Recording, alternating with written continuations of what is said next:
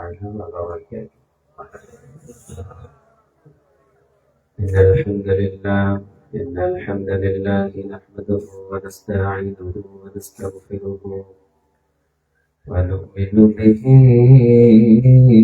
ونتوكل عليه ونعوذ بالله من شرور أنفسنا ومن سيئات أعمالنا. من يهده الله فلا مضل له ومن يضلل فلا هادي له.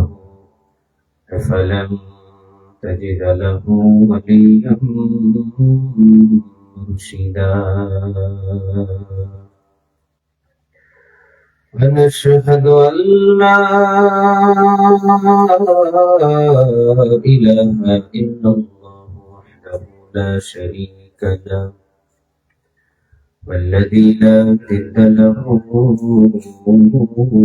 ولا ضد له، لا مثل له ولا مثيل له، لا وزير له ولا كفيل له، لا شبه له ولا شبيه له، لا ولد له ولا ولد له، وهو الوحيد الفرد الصمد لم يلد ولم يولد ولم يكن له كفوا أحد. ونشهد أن سيدنا ونبينا وحبيبنا وبشيرنا ونذيرنا وطبيبنا وطبيب أرواحنا وحبيبنا وحبيب ربنا محمدا عبد الله ورسوله.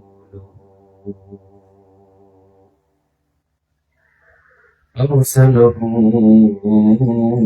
بالحق بشيرا ونذيرا وداعيا إلى الله بإذنه وسراجا منيرا. أما بعد فقد قال الله تعالى في كلامه المجيد وفي فرقانه الحميد: أعوذ بالله من الشيطان الرجيم. بسم الله الرحمن الرحيم. إن الله وملائكته يصلون على النبي يا أيها الذين آمنوا صلوا عليه وسلموا تسليما. اللهم صل على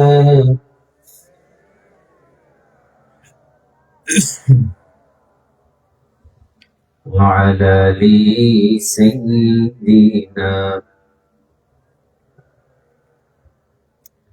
اللهم صل على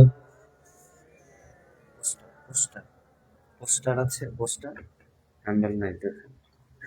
وعلى آل سيدنا। তাহাজ্জুদের জায়নামাজে মরণ তুমি দিও প্রভু, ইকামতে দ্বীনের কাজে কবুল করে নিও প্রভু। তাহাজ্জুদের জায়নামাজে মরণ তুমি দিও প্রভু একামতে দিনের কাজে কবুল করে নিও প্রভু আল্লাহুম্মা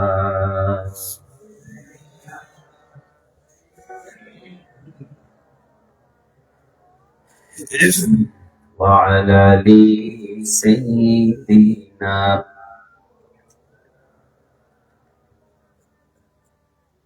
হাজারো ব্যথা বেদনার পরে ফিরে আসুনি তুমি আপন ঘরে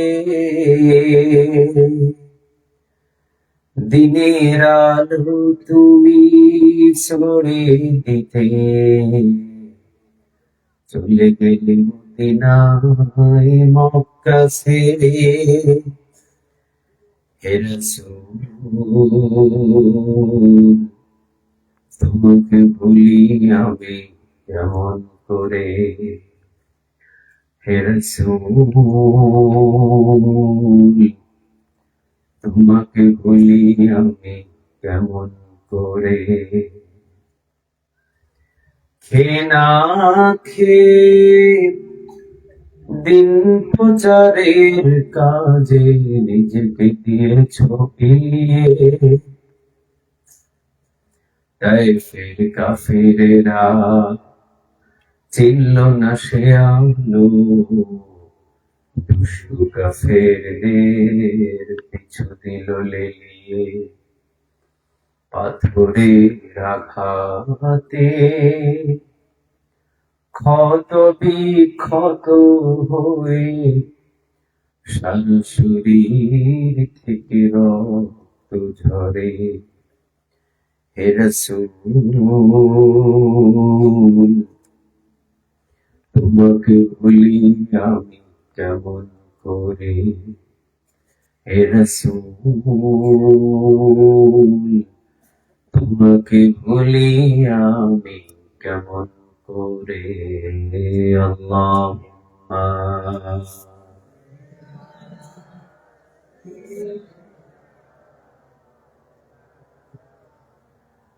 وعلى آل سيدنا اللهم صل على محمد সবাই আমার সাথে পড়েন আল্লাহুম্মা সাল্লি আলা মুহাম্মাদ ওয়া আলা আলি মুহাম্মাদ কামা সাল্লাইতা আলা ইব্রাহিম ওয়া আলা আলি ইব্রাহিম ইন্নাকা হামিদুম মাজিদ আল্লাহুম্মা বারিক আলা মুহাম্মাদ ওয়া আলা আলি محمد كما باركت على إبراهيم وعلى آل إبراهيم إنك حميد مجيد لا إله إلا الله لا إله لا إله إلا الله لا إله لا إله إلا الله لا إله আল্লাহ নামের জিকির করবে যারা আল্লাহর প্রিয় বান্দা তারা আল্লাহর প্রিয় বান্দা যারা জান্নাতে প্রবেশ করবে তারা জোরে লা ইলাহা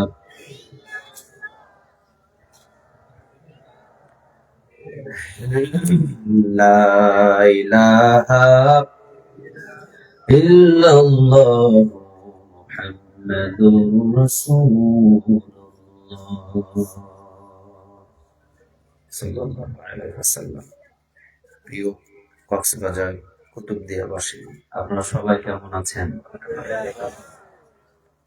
আপনারা আলহামদুলিল্লাহ ভালো আছেন বলেছেন, কিন্তু আমার বিশ্বাস হচ্ছে না যে আপনারা খুব একটা ভালো আছেন। সুস্থ এবং সবল মানুষের আওয়াজ চলাফেরা আস্তে হয় না জোরে হয় বলেন তো দেখি? তো সুস্থ মানুষের মতো যদি আওয়াজ দিতেন আমি বুঝতাম আপনারা ভালো আছেন। অসুস্থ রোগী এইরকম ভাবে আওয়াজ দিয়েছে, পিছনের গুলো বলেছে, সামনের গুলো বললেই হবে, আমাদের কোনো বলার দরকার নেই। পিছনে এবং সামনে সকল ভাইয়েরা আরেকবার জিজ্ঞাসা করছি, সিংহ পুরুষের মতো করে একটু আওয়াজ দিয়ে বলেন, প্রিয় কক্সবাজার কুতুবদিয়াবাসী আপনারা সবাই কেমন আছেন? আলহামদুলিল্লাহ। এবার বলেন, আমাদের সবাইকে ভালো রাখেন তিনি কে? আমাদের সবাইকে তিনি কে? কেউ যেটা বুঝে না সেটা বুঝেন তিনি কে? কেউ যেটা শোনে না যিনি শোনেন তিনি কে? আল্লাহর প্রতি আমরা শুকরিয়া আদায় করে পড়ছি আলহামদুলিল্লাহ।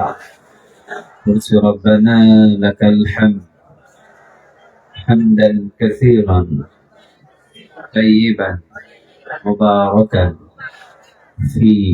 পড়েন আল্লাহু আকবার কাবীরা আলহামদুলিল্লাহ কাসীরা সুবহানাল্লাহি বুকরাতাও ওয়া আসীলা সুবহানাল্লাহি ওয়া বিহামদিহি আদাদা খালকিহি ওয়া রিদা নাফসিহি ওয়া জিনাতা আরশিহি ওয়া মিদাদা কালিমাতি।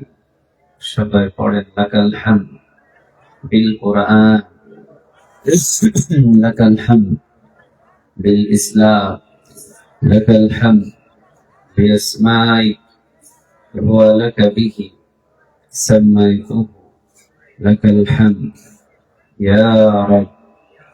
সবাই একসাথে ইয়া রাব কামা ইয়ানবাগি লিজালালি ওয়াজহিক ওয়া আযীমি সুলতানিক। প্রশংসাগুলো করলাম কার? আমরা সব জায়গায় প্রশংসাগুলো করবো কার? খাওয়ার শুরুতে কার? খাওয়া যখন শেষ করি তখন কার? রাস্তাঘাটে চলার সময় কার? সকালে, দুপুরে, রাতে, ভোট দেওয়ার সময়, চুরি করার সময়।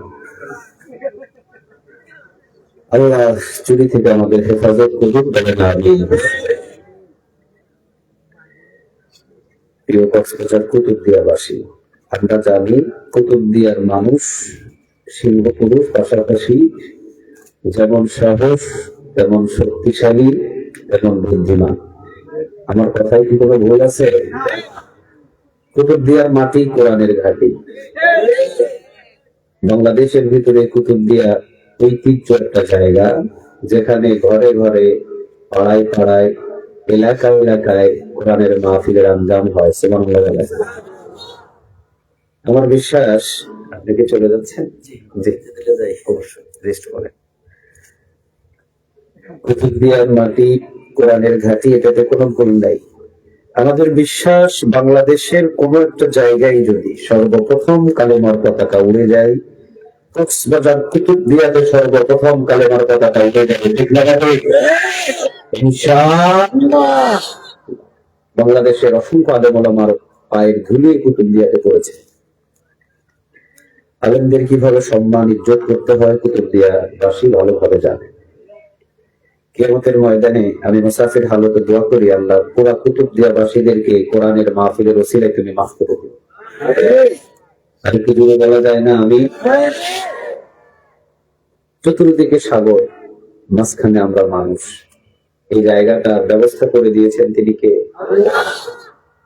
নাকি আপনারা করছেন? কে করেছেন? আল্লাহ।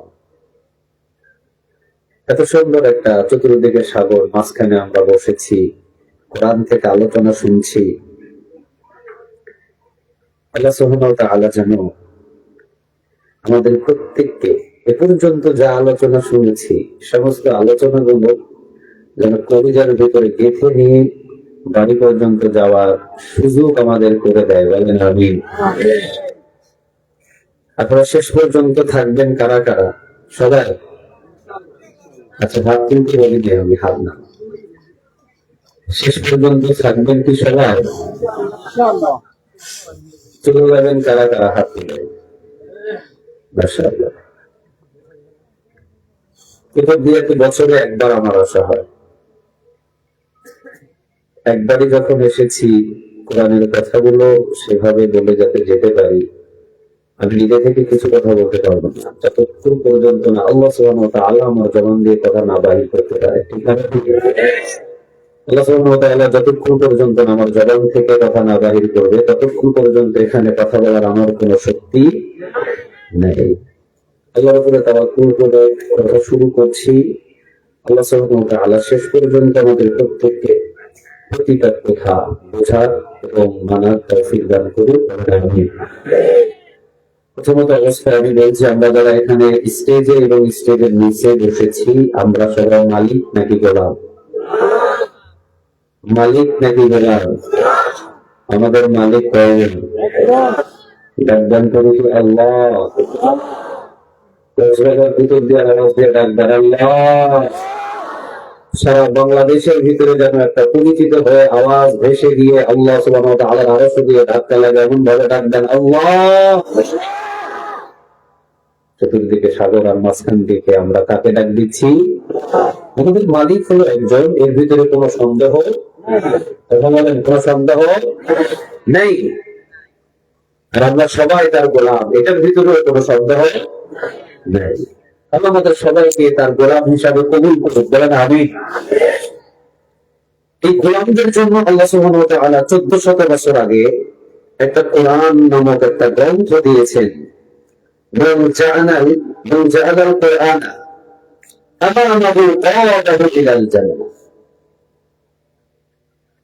রাসূল সাল্লাল্লাহু আলাইহি ওয়াসাল্লাম বলেছেন, এই কোরআনটাকে যারা নেতা হিসাবে মেনে নেবে, এই কোরআনটাকে যারা অভিভাবক হিসাবে মেনে নেবে, এই কোরআনটা তাদেরকে ডানেও নেবে না, বামেও নেবে না, সোজা আল্লাহর জান্নাতে নিয়ে যাবে। সুবহানাল্লাহ। ভাই না, আরেকটু আওয়াজ দিয়ে বলতে হবে। মান জাআলাল কুরআনা আমামাহু কাদাহু ইলাল জান্নাহ।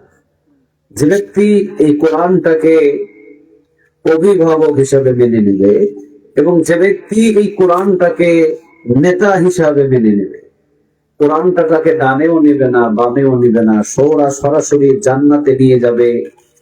এই কথাটা 1400 বছর আগে রাসূল আমাদেরকে বলে দিয়েছেন। চিৎকার দিয়ে বলেন আল্লাহু আকবার। ইবনুল কোরআন ফাইন্নাহু ইয়াতি শাফিআন লিআসহাবিহি ইয়াওমাল কিয়ামা। যারা এই কোরআনটা তেলাওয়াত করবে, কিয়ামতের দিন সুপারিশ করে কোরআন তাদেরকে জান্নাতে নিয়ে যাবে। আল্লাহর কথাই বলেছেন মুহাম্মদ সাল্লাল্লাহু আলাইহি ওয়াসাল্লাম। কোরআনটা হলো আমাদের জান্নাতে যাওয়ার সোজা পথ, এর ভিতরে কোনো সন্দেহ আপনাদের কি আছে? কথা বলেন, আপনাদের কি আছে? নাই। অন্ধকার থেকে মানুষদেরকে জান্নাতের পথ দেখানোর জন্য কোরআনটাকে নাজিল করে দিয়েছেন তিনি কে? আল্লাহ। আমার বিশ্বাস আপনারা যারা এখানে বসেছেন, কোরআনের প্রতি পরিপূর্ণ আমাদের ঈমান আছে, নাই? কথা বলেন না কেন? নাই। আমরা এখানে যারা বসেছি কোরআনটাকে মানি 12 আনা না 16 আনা? আরে একটু বলেন। 114টা সূরার ভিতরে একটা মানি না, বাকি 113টা মানি। মুমিন না কাফের? কথা বলেন, মুমিন না কাফের? ওযু ভাঙার জন্য আপনাদের এলাকায় পেশাব করতে হয় কয়বার?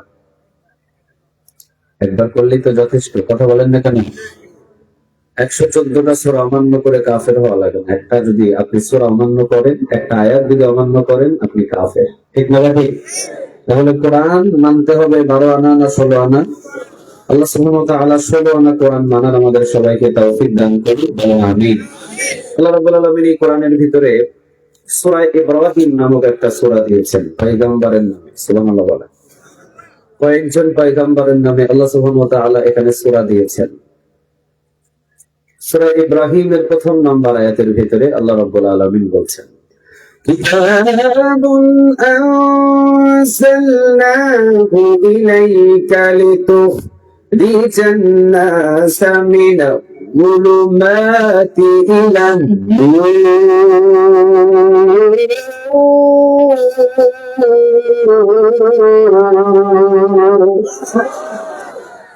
আরেকটু জোরে বলেন তো দেখি, আল্লাহু আকবার।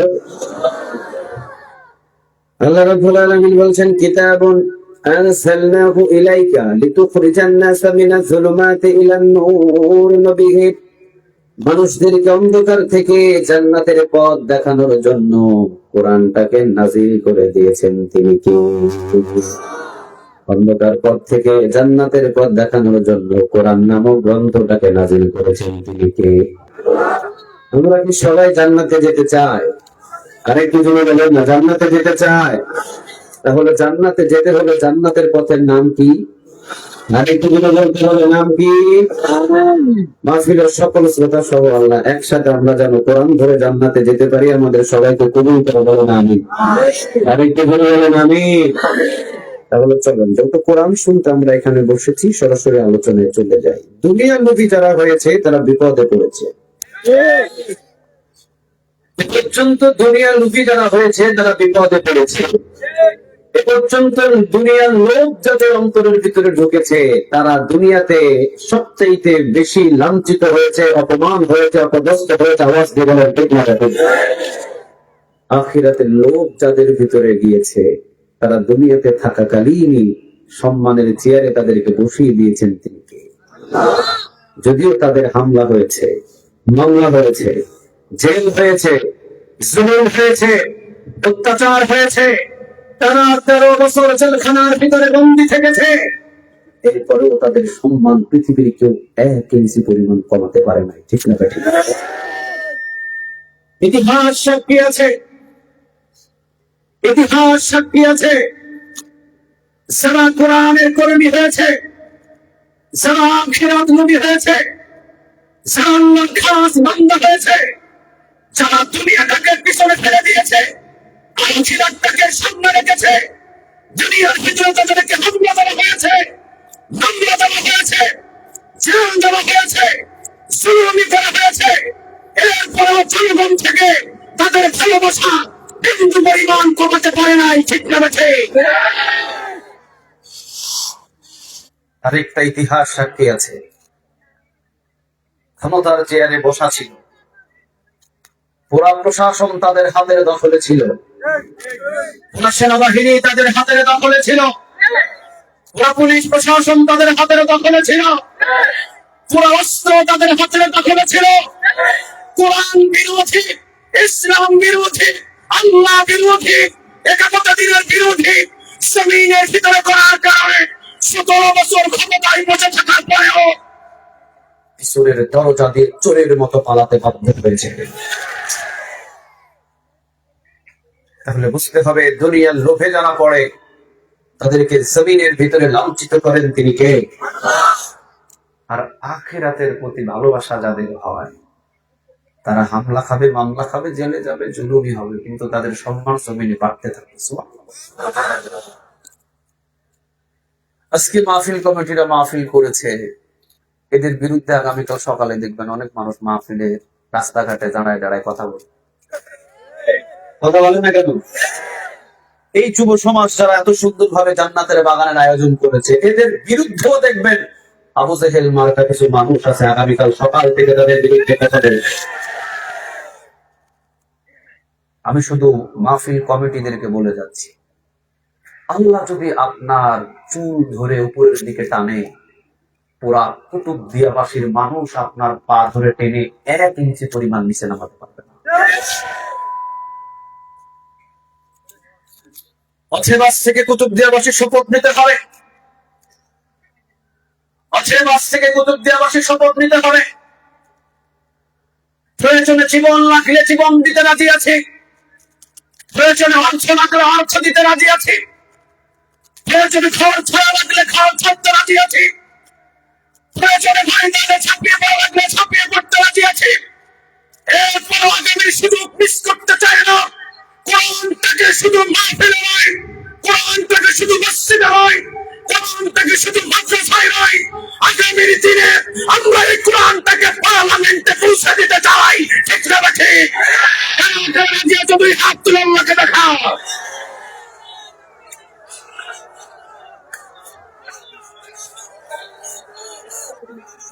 হাত নামাও, হাত নামাও। এইদিকে কয় আলো, ওইদিকে কয় যাও। তাকবীর ধরতে হয় যে কোনো কয়জন? কথা বলেন, কয়জন? যতজন হাত তুলছে সবাই লিল্লাহে তাকবীর লিল্লাহে তাকবীর, আল্লাহু আকবার কে বলবে? যে কোনো একজন হয়তো বা তাকবীর ধরলে সবাই মিলে আল্লাহ সুবহানাহু ওয়া তাআলার নামে তাকবীরের ধ্বনি দেওয়া যায়। তাকবীরের ধ্বনি আমরা বিগত কিছুদিন সময় আপনাদের কুতুবদিয়াতে কি হয়েছে জানি না, অনেক মাহফিলে আল্লাহু আকবারের ধ্বনি দেওয়া নিষেধ ছিল। অনেক মাহফিলের অনুমতি পেয়েছে, সময় বেঁধে দেওয়া ছিল। অনেক মাহফিলের আয়োজন কমিটিকে চাপের উপরে চাপ দিয়ে রাখা হয়েছিল। রাতের 9টা থেকে 10টার ভিতরে মাহফিল ক্লোজ করতে হবে, থানা থেকে অনুমতি লিখিত ভাবে নিয়ে আসা হয়েছিল। ঠিক না বেটি? আমাদের শুধু প্রশ্ন জাগে, জমিনটা কার? আরেকটু জুড়ে বলতে হবে, জমিনটা কার? আল্লাহর জমিনে কথা হবে কার? আরেকটু জুড়ে বলেন না কার?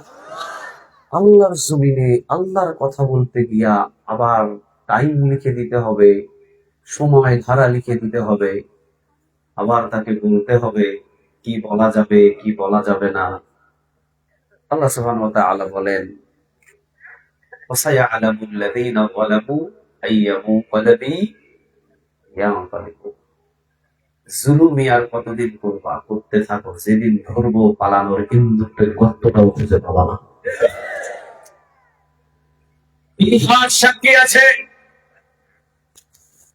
ইতিহাস সাক্ষী আছে, নবীওয়ালার কাছে যারাই বাধা হয়ে দাঁড়ায়, ইসলামের কাছে যারাই বাধা হয়ে দাঁড়ায়, ইকামতের দিনের কাছে যারাই বাধা হয়ে দাঁড়ায়, ইতিহাস সাক্ষী আছে 400 বছর ক্ষমতায় বসে থাকার পরেও তাদেরকে জমিন থেকে উস্কানি দিয়ে উৎখাত করে দেন, আওয়াজ দিয়ে বলেন তিনি কে? এর ভিতরে কোনো সন্দেহ? কথা বলেন, কোনো সন্দেহ? নমরুদ 400 বছরের ক্ষমতায় বসেছিল। কত বছর? আর একটু জুড়ে বলেন। জুলুমি কারে বলে? জীবন্ত নবীকে আগুনের ভিতরে পুড়াইছে, চাইতে জুলুমি কি হতে পারে?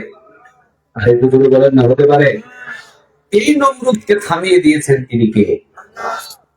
আল্লাহ কি আছে? প্রতিদিবসের আওয়াজ তো স্লো হয়ে গেল কেন? আল্লাহ কি এখনো আছে? আগের মতো আছে? শক্তি কমে গেছে? চোখে কি কম দেখে? আযাব পাঠাতে কি আল্লাহ ভয় পায়? কোন দলটাকে কি আল্লাহ ভয় পায়? আল্লাহ বলছেন, আমার দ্বীনের কাছে যারাই বাধা হয়ে দাঁড়াবে তাদেরকে লাঠি দিয়ে জমিন থেকে উৎখাত করা হবে। যেদিন করা হবে সেদিন পৃথিবীর কোন শক্তি তাদেরকে বাঁচাতে পারবে না। বাংলার জমিনের ভিতরে কোরআনের কথা বলতে গেলে বাধা দেওয়া হয়েছে। বাংলার জমিনের ভিতরে কোরআনের কথা বলতে গেলে মাইক তার জবান থেকে কেড়ে নেওয়া হয়েছে। বাংলার জমিনের ভিতরে ইকামতে দাওয়াতের কাজ করতে গেলে হামলা দেওয়া হয়েছে, মামলা দেওয়া হয়েছে, জেল দেওয়া হয়েছে, ফাঁসির কাস্টে ঝোলা হয়েছে। 17 বছর পর ছাত্র জনতা তারা চাইলেন পদত্যাগ, আল্লাহ বললেন না। 17 বছর যত নির্যাতন হয়েছে, এটা পদত্যাগ দিয়ে হবে না, এটাকে করতে হবে দেশ ত্যাগ। সিদ্ধান্তটা কার ছিল? আর একটু জোরে বলতে হবে, সিদ্ধান্তটা কার? এই জন্য আমি বলছি, জমিনের ভিতরে যারা ইসলামের বিরুদ্ধে দাঁড়াবে, যারা ইকামতে দ্বীনের বিরুদ্ধে দাঁড়াবে, তাদেরকে জমিন থেকে দূর করে দিবেন, আওয়াজ দিয়ে বলেন তিনি কে? আমাদের সিদ্ধান্ত ছিল পদত্যাগ, আল্লাহর সিদ্ধান্ত হলো দেশ ত্যাগ। এ পর্যন্ত জমিনের ভিতরে যত বড় জালিম ইসলামের কাছে বাধা হয়ে দাঁড়িয়েছে, কিয়ামত পর্যন্ত ইতিহাস আল্লাহ রেকর্ড করে রেখে দিয়েছেন, ওই জালিমদেরকে সবচাইতে ছোট আযাব দিয়ে আল্লাহ ধ্বংস করেছে। সুবহানাল্লাহ বলবেন না? এ পর্যন্ত ইসলামের কাছে, দ্বীনের কাছে, নবীওয়ালা কাজের ভিতরে যত জালিম বাধা হয়ে দাঁড়িয়েছে, এই জালিমদেরকে জমিনের উপর থেকে ছোট ছোট আযাব দিয়ে ধ্বংস করে দিয়েছেন তিনি কে? আপনাদের কি বিশ্বাস হয়? আরেকটু যদি বলেন না, বিশ্বাস হয়? 400 বছর পর্যন্ত ক্ষমতায় বসা এই নমরুদের মতো এত বড় ডাকাতকে আল্লাহ ধ্বংস করলেন কি দিয়ে? কুতুবদিয়াবাসী শিক্ষিত মানুষ, আমরা জানি। আপনারা বলেন না, এই জালিমকে ধ্বংস করলেন কি দিয়ে? পৃথিবীর ভিতরে মশার চাইতে বড় প্রাণী মনে হয় একটাও নাই। কি আছে?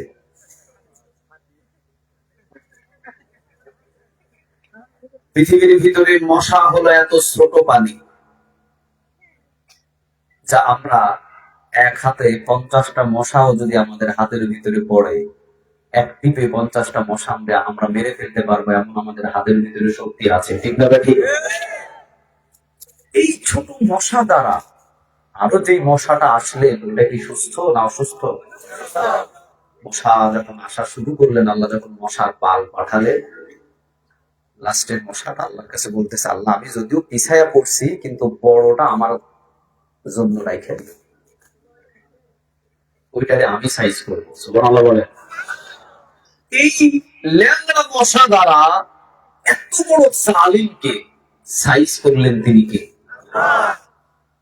তাহলে আমরা শুনলাম বড় জালিম, আর আল্লাহ আযাব পাঠালেন ছোট মশা। আপনারা বলেন, আপনাদের এলাকায় পানিতে ডুবে মারা যায় ছোট মানুষ না বড় মানুষ? আপনাদের পুকুর অথবা ডোবা অথবা খালের ভিতরে যেগুলো বাচ্চা পড়ে মারা যায়, ওরা কি ছোট না বড়? ছোট মানুষগুলো পানিতে ডুবে মারা যাবে, এটাই স্বাভাবিক। ফেরাউনের মতো এত বড় ডাকাত পানিতে ডুবে মারা গেল কি?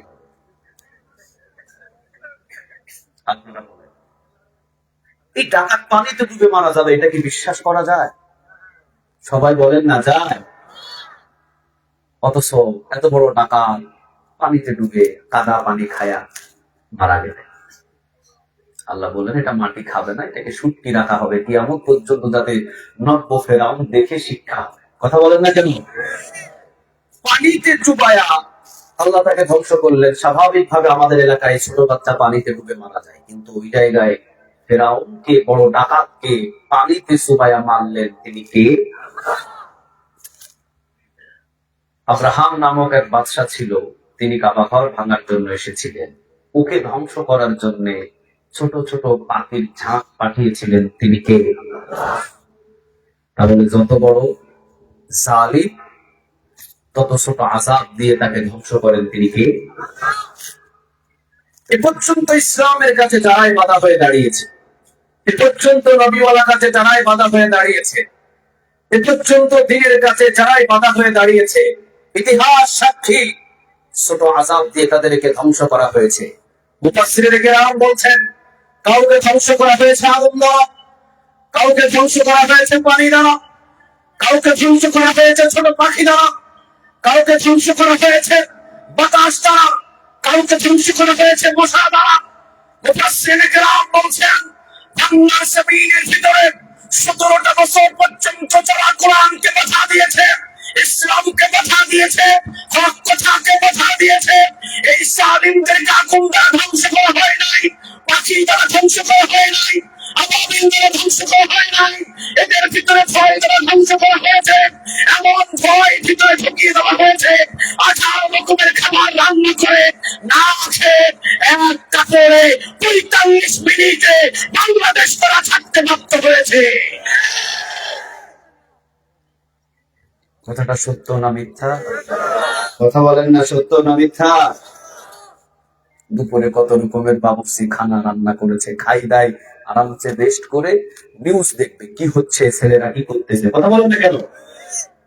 এমন ভাবে ভয় ঢোকায়া দিলে 45 মিনিট দেশ ছাড়তে বাধ্য হয়েছে। মিথ্যা বলতেছি আমি? আপনারা দেখেন নাই? কথা বলেন না কেন? দেখেন নাই? আসলে জমিনের ভিতরে যারা কোরআনের কাজে, ইসলামের কাজে, ইকামতে দ্বীনের কাজে, দাওয়াতি কাজে যারা বাধা হয়ে দাঁড়ায়, সে যত বড় শক্তিশালী দল হোক না কেন, তাকে দুনিয়া থেকে উৎখাত করে দিবেন। এই দায়িত্বটা জমিনের মানুষের নয়, দায়িত্বটা কার? আরো জোরে আওয়াজ দিয়ে বলতে হবে, দায়িত্বটা কার? আল্লাহ বলছেন, ভয় এমন দিলাম যে ভয়ের ছুটে তো নেতা কর্মী পালাইলো, মসজিদের ইমাম সহ পালাইলো। বাইতুল মুকাররমের ইমাম যিনি ছিল উনি কি আছে? কথা বলেন না আছে? দেশটা আল্লাহ ফাঁকা বানালেন, ওই আল্লাহ কি এখনো আছে? আর একটু জোরে বলেন না। সে আগুন লাগায়া জনতারে জ্বালায়া পালাইয়া সাইরা গেলে ঢাকা, গণভবনটা এখন ফাঁকা। বুবুরে গণভবনটা এখন ফাঁকা। ঠিক না ঠিক? দেশে আগুন লাগায়া জনতারে জ্বালায়া পালাইয়া সাইরা গেলে ঢাকা, গণভবনটা এখন ফাঁকা। বুবুরে গণভবনটা এখন ফাঁকা। তুমি অধিকারের কথা বললে, বলেছিলে রাজাকার, দেশবাসী বুঝে গেল তুমি বড় স্বৈরাচার। তুমি অধিকারের কথা বললে, বলেছিলে রাজাকার, দেশবাসী বুঝে গেল তুমি বড় স্বৈরাচার। তোমার নেই তো শরম লাজ, তুমি কি বড়ই নাটকবাজ। তোমার নেই তো শরম লাজ, তুমি কি বড়ই নাটকবাজ। কাউয়া ডাকে না আর কাকা, গণভবনটা এখন ফাঁকা। বুবুরে গণভবনটা এখন ফাঁকা। ঠিক আছে? ওরে খেলা হবে, খেলা হবে, ওই শামীম তো আর বলে না, সংসদে মমতাজের বুকটা এখন ফাটে না।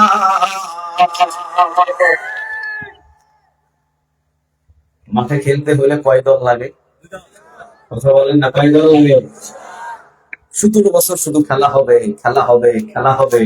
সেই দিন ছাত্র জনতা খেলার জন্য নামছে, সেই দিন কি শামীমটা পাওয়া গেছে? কথা বলেন না কেন? পাওয়া গেছে।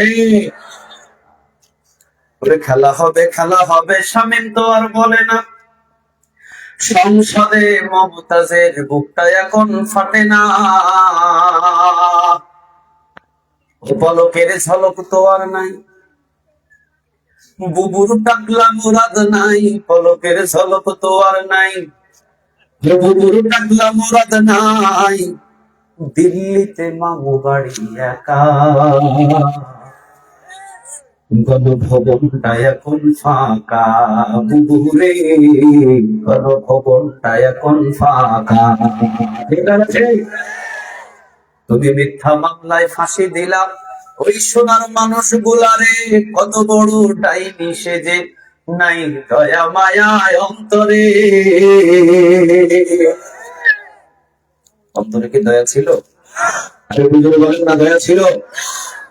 50 বছর যে আল্লামা সাঈদী রাহিমাহুল্লাহ কোরআনের দাওয়াত দিয়েছেন দেশে এবং বিদেশে, 1000-এরও বেশি মুসলিমদের হাতে কালেমা পড়ে মুসলমান হয়েছে। 52টা দেশের ভিতরে তিনি কোরআনের তাফসীর করে ঘুরে বেরিয়েছেন। তাকে বানানো হয়েছে জিনাখু, তাকে বানানো হয়েছে রাজাকার। কথা বলেন না কেন? তাকে বানানো হয়েছে সুর, ডাকাত, ছিনতাইকারী। তিনি বলেছিলেন জেলখানার ভিতরে থেকে, আমি আল্লামা সাঈদীকে যদি মিথ্যা মামলা দিয়ে এই বাংলাদেশ থেকে ওই জালিম সরকার বিদায় করে দেয়, মনে রেখে দিও 1 বছর জালিম ক্ষমতার চেয়ারে টিকে থাকতে পারবে না।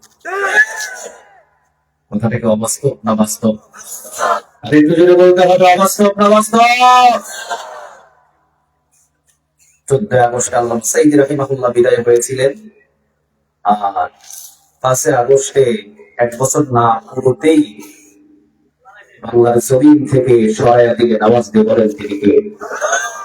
তুমি মিথ্যা মামলায় ফাঁসি দিলাম সোনার মানুষ গুলারে, কত বড় ডাইনি সেজে নাই দয়া মায়ায় অন্তরে।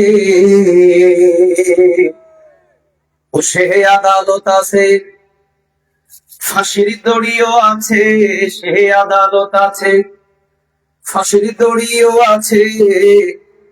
কবে পাবো বুবু তোমার দেখা, অপেক্ষা করছি আমরা ঢাকা। ঠিক না বেঠে? মাঝে মাঝে শোনা যায় চট করে ঢুকে যাবে, মাঝে মাঝে শোনা যায় ফট করে ঢুকে যাবে। আমরাও বলি চট করে ঢুকবেন, ফট করে আয়না করে ঢুকে যাবেন।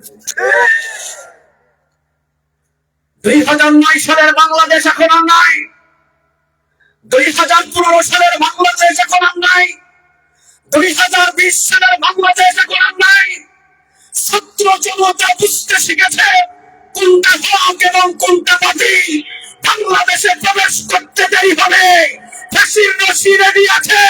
বাংলার তাওহীদ জনতা ফাঁসির রশিতে না ঝুলানো পর্যন্ত কখনো বাংলার জনতা শান্ত হবে না। ঠিক না বেঠে? ইনশাআল্লাহ, একটু জোরে বলেন ইনশাআল্লাহ। সে পর্যন্ত আল্লাহ আমাদের হায়াতে তয়্যিবা দান করুক, বলেন আমিন। আর একটু জোরে বলেন আমিন।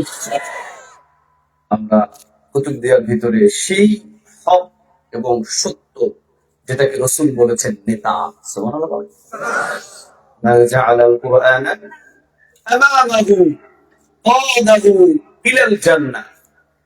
রাসূল বলছেন তোমাদের নেতা হিসেবে যদি কোরআনকে ধরতে পারো, আর অভিভাবক হিসেবে যদি কোরআনকে ধরতে পারো, কোরআন তোমাদেরকে ডানেও নেবে না, বামেও নেবে না, সোজা জান্নাতে নিয়ে যাবে। সুবহানাল্লাহ বলতে পারলেন না? জান্নাতে যাওয়ার পথে যদি আমাদেরকে কেউ বাধা হয়ে দাঁড়ায়, সেই বাধা অতিক্রম করার আমাদের দরকার আছে না ভাই? আরেকটু যদি বলতে হবে, আছে না নাই? আল্লাহ যেন সেই তৌফিক আমাদের সবাইকে দান করে, বলেন আমিন। প্রিয় কুতুবদিয়াবাসী, আপনারা যারা এখনো পর্যন্ত ধৈর্য নিয়ে বসে আছেন, আমার উঠতে একটু দেরি হয়েছে, আপনাদের কি কষ্ট হচ্ছে? কথা বলেন, আপনাদের কি কষ্ট হচ্ছে? কষ্ট কি হবে? আলোচনা যদি শুরু করি, কষ্ট কি হবে? শেষ পর্যন্ত আপনাদেরকে পাওয়া যাবে?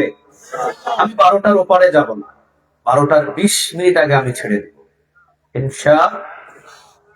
আমার এখান থেকে কুতুবদিয়া কক্সবাজারের, আপনারা তো বাড়িতে গিয়ে ঘুমাবেন, কিন্তু এখান থেকে আমার ঘাট পার হতে আরো 1 ঘন্টা লাগবে, পুরোপুরি 1টা বাজবে। এই জন্য আমি 12টার আগেই শেষ করব। শুধু আমাকে একটু সময় দিবেন, যাতে আমি কোরআনের এমন একটা সূরা থেকে আলোচনা শুরু করে আপনাদেরকে এমন একটা পর্যায়ে গিয়ে এমন একটা সিদ্ধান্ত নিয়ে এখান থেকে আমরা বিদায় নিতে পারি, যে সিদ্ধান্তটা আমাদেরকে জান্নাতে পৌঁছায়। এটা আওয়াজ দিয়ে বলেন সুবহানাল্লাহ। তাহলে আমাকে কি সেই সময় দেওয়া যাবে? আর একটু যদি বলেন না, সময় দেওয়া যাবে? দেখি কুতুবদিয়াবাসীর কণ্ঠের কতটুকু ধারা আছে এবং কণ্ঠের কতটুকু আওয়াজ আছে। 3টা তাকবীর দিয়ে সরাসরি আলোচনা শুরু করব। আওয়াজ কি দেওয়া যাবে? 2টা ভাগ হয়ে, যারা বিবাহ করেন নাই তারা হাত তুলেন তো দেখি, ছোট ভাইরা আমার। যারা বিবাহ করেন নাই তারা হাত তুলেন। কি ব্যাপার, এই কুতুবদিয়া থেকে বিবাহ কঠিন করে দিচ্ছেন নাকি আপনারা? সহজ করে দিবেন, দ্রুত ভাবে বিবাহ দিয়ে দিবেন। হাত নামো। আব্বাজান এবং আমার বড় ভাইরা যারা বিবাহ করেছেন তারা একটু হাত তুলেন। মাশাআল্লাহ মাশাআল্লাহ, হাত নামান। যারা বিবাহ করেন নাই আমার যুবক ভাইরা, আপনাদের কণ্ঠটা একটু চাঙ্গা করেন, প্রথম তাকবীরটা আপনারা দিবেন ইনশাআল্লাহ। বিবাহিত ভাইরা একটু চুপ থাকবেন, যারা বিবাহ করে নাই তাদেরকে বলছি আপনারা তাকবীর দিবেন। লিল্লাহি তাকবীর। এটা হলো অবিবাহিত ভাইদের। আর এখন বিবাহিত ভাইরা তাকবীর দিবেন। অবিবাহিত ভাইদের কি বিবাহিত ভাইরা হারায়া দেওয়া যাবে? এটা তো বলতেই পারে না যাবে। বিবাহিত ভাইরা আপনারা কি রেডি? আল্লাহর নামে তাকবীর দিয়ে কি অবিবাহিত ভাইদেরকে হারিয়ে দেওয়া যাবে? দেখি বিবাহিত ভাইরা এবার তাকবীর করেন। লিল্লাহি তাকবীর। বোঝা গেছে? একদম জিরো। বিবাহিত ভাইরা অন্তত 10টা দেন নাই, খেয়েছেন। অবিবাহিত ভাইরা আরেকটা একটু তাকবীর দিয়ে বিবাহিত ভাইদেরকে শিখিয়ে দেন কিভাবে তাকবীর দিতে হয়। লিল্লাহি তাকবীর। শিখতে হবে কিভাবে তাকবীর দিতে হয়। এই তাকবীর যদি কুতুবদিয়ার ভিতরে যুবক ভাইরা, অবিবাহিত ভাইরা এই আওয়াজ দিয়ে দেয়, আল্লাহর কসম কুতুবদিয়াতে 2-4টা নাস্তিক থাকলে ধুতি এবং লুঙ্গি খুলে সাগর দিয়ে সাঁতরায় পালাতে পারত। তাকবীরের এতটুকু পাওয়া, তাকবীরের এতটুকু শক্তি বাংলার জমিনের ভিতরে নয়, সারা পৃথিবীর ভিতরে নাস্তিকেরা ভয় করে শুধুমাত্র মুসলমানদের এই আল্লাহু আকবারের ধ্বনি এবং তাকবীর গুলাকে। ঠিক না ঠিক? সেই আওয়াজ দিয়ে, সেই তাকবীর দিয়ে আমরা একটা না তিনটা তাকবীর দিয়ে আমরা আল্লাহ সুবহানাহু ওয়া তাআলাকে খুশি করতে চাই এবং এই কুতুব দেওয়ার ভিতরে ইতিহাস করে রেখে যেতে চাই। আপনারা কি সেই তাকবীরের আওয়াজ দিতে পারবেন ইনশাআল্লাহ? সবাই মিলে লিল্লাহি তাকবীর, লিল্লাহি তাকবীর।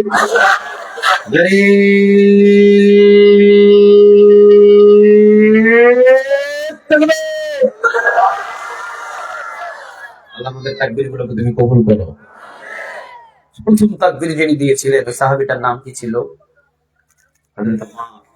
সুবহানাল্লাহ বলবেন না? নরম না গরম? কথা বলেন না, নরম না গরম? প্রতিদিন জুমার দিনে দেখবেন ইমাম সাহেবেরা একটা খুতবা তেলাওয়াত করে, আরহামু উম্মতি বিউম্মতি আবু বকর। এরপরে কি বলে? ওয়া আশাদ্দুহুম ফি আমরিল্লাহি উমর। বিশ্বনবীজি বলেছেন আরহামু উম্মতি বিউম্মতি আবু বকর, মানে আমার নরম মানের সাহাবী হলেন আবু বকর। ওয়া আশাদ্দুহুম ফি আমরিল্লাহি উমর, আমার গরম মানের সাহাবী হলেন উমর। নরম আর গরমের সমন্বয়ে কালিমার পতাকা পথ করে মক্কা মদিনায় উড়াইয়া দিয়েছেন তিনি কে? বাংলাদেশের তাওহীদি জনতা শুধু নরম থাকলে হবে না, যতদিন নরম ছিলেন ততদিন মার খেয়েছেন। 5 আগস্টে গরম হয়েছে, নাস্তিক বাংলাদেশ ছাড়তে বাধ্য হয়েছে, ঠিক না বেটি? নরম হয়ে অনেক সময় কাজ হয় না, মাঝে মাঝে গরম হওয়ার দরকার আমাদের সবার আছে না? না, এই জন্য নবী বলেছেন আরহামু উম্মতি বিউম্মতি আবু বকর, আমার নরম মানের সাহাবী হলেন আবু বকর। ওয়া আশাদ্দুহুম ফি আমরিল্লাহি উমর, আমার গরম মানের সাহাবী হলেন উমর। নরম আর গরমের সমন্বয়ে কালিমার পতাকা উড়িয়ে দিয়েছেন তিনি কে? নবীজির জীবনেও ছিল নরম এবং গরম। মাক্কি জীবনে নবী নরম, মাদানী জীবনে কথা বলে না, মাদানী জীবনে মাক্কি জীবনে নবী মার খেলেন নরম, মাদানী জীবনে নবী গরম হয়ে মার দিলেন। মার খাওয়া আর মার দেওয়ার মাঝখান দিয়ে কালিমার পতাকা উড়াইয়া দিলেন তিনি কে? আমরা 50 বছর পর্যন্ত শুধু নরম ভাবে ছিলাম, এই জন্য জায়গায় জায়গায় আমরা অনেক অপমানগ্রস্ত হয়েছি। কথা বলেন না কেন? এটা এখন নরম থাকার কোন সময় নেই। কুতুবদিয়াবাসী প্রয়োজনে গরম হব, কিন্তু কোরআনটা পার্লামেন্টে পৌঁছে দিব ইনশাআল্লাহ। একটু জোরে বলেন ইনশাআল্লাহ। তাহলে শুধু নরম হলে হবে না, মাঝে মাঝে কি হতে হবে? আর একটু জোরে বলেন না, কি হতে হবে? আমি তো কুতুবদিয়াদের আগেও 4 বার এসেছি। কুতুবদিয়ার ভিতরে জমিনে কোরআনের কথা বলার জন্য 4 বার এসে কুতুবদিয়াবাসীর এই কোরআনের প্রতি ভালোবাসা দেখেছি। আমার তো বিশ্বাস, ওই যে বললাম, বাংলার জমিনের কোন যদি থানায়, কোন যদি এরিয়ায় সর্বপ্রথম কালিমার পতাকা উড়ে, তো কুতুবদিয়াতে সর্বপ্রথম কালিমার পতাকা উড়ে যাবে, ঠিক না বেটি? আমার তো বিশ্বাস এই কুতুবদিয়াবাসীর ইমান দেখে বাংলার জমিনের ভিতরে বহু নাস্তিক ইসলামের বিরুদ্ধে কথা বলে, বাংলার জমিনের ভিতরে বহু নাস্তিক কোরআনের বিরুদ্ধে কথা বলে, বাংলার জমিনের ভিতরে বহু নাস্তিক আযানের বিরুদ্ধে কথা বলে, বাংলার জমিনের ভিতরে বহু নাস্তিক আমার নবীর বিরুদ্ধে কথা বলে। আমি বলি ওই ঢাকা শহরের ভিতরে পুলিশ পাহারা দিয়ে, র্যাব পাহারা দিয়ে, সেনাবাহিনী পাহারা দিয়ে পিপি টকশোর ভিতরে কোরআনের বিরুদ্ধে, একামতের দিনের বিরুদ্ধে, আল্লাহর বিরুদ্ধে, আযানের বিরুদ্ধে কথা বলা হয়। বুকের যদি সাহস থাকে, আই কক্সবাজার কুতুবদিয়ার জমিনে এসে খোলা ময়দানে কথা বল, পিটার চামড়া নিয়ে ঢাকা যেতে পারবি না।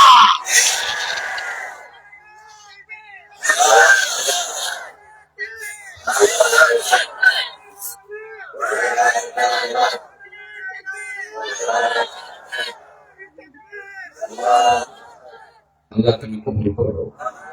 আর একটু জোরে বলেন আমিন।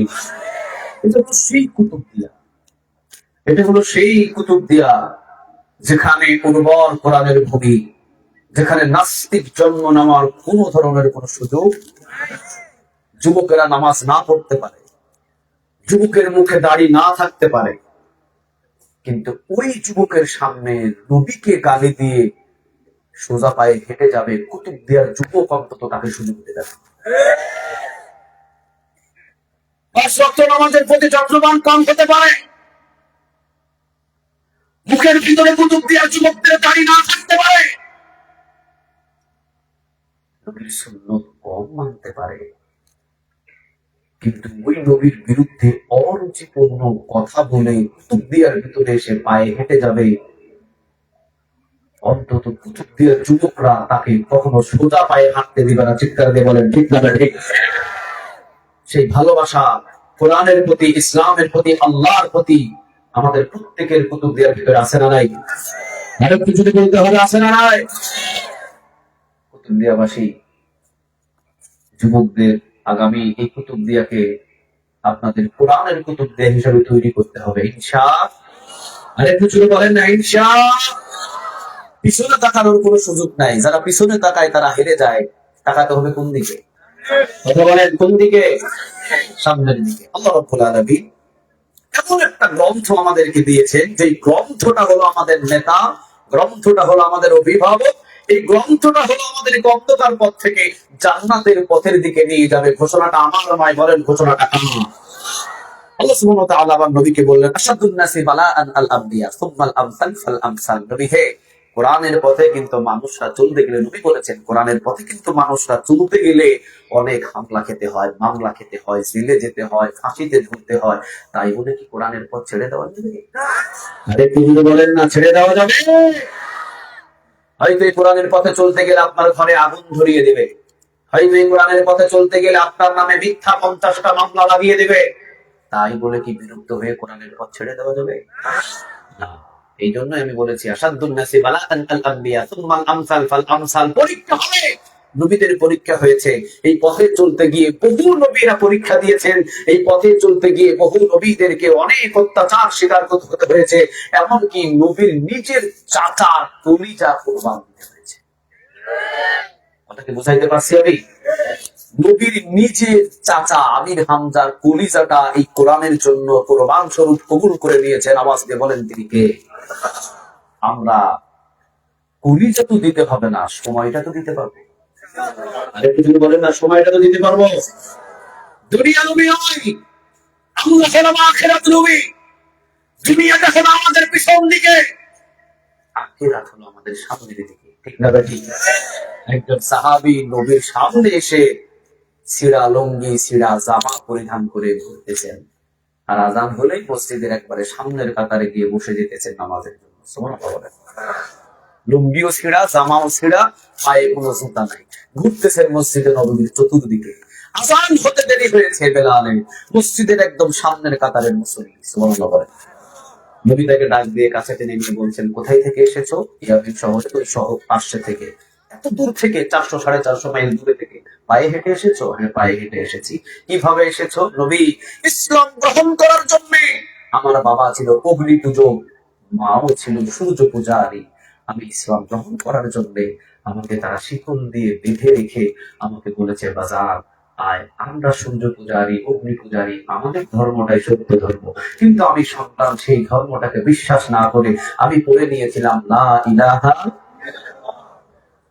নবী আমাকে শিকল দিয়ে বাঁধাই করেছে। ও নবী, শিকল দিয়ে বাঁধাই করার পর আমাকে ঘরের ভিতরে রেখে দিয়েছে। শিকল কেটে রাতের বেলা দরজা ভেঙে মদিনার পালুল আপনার কাছে চলে এসেছি।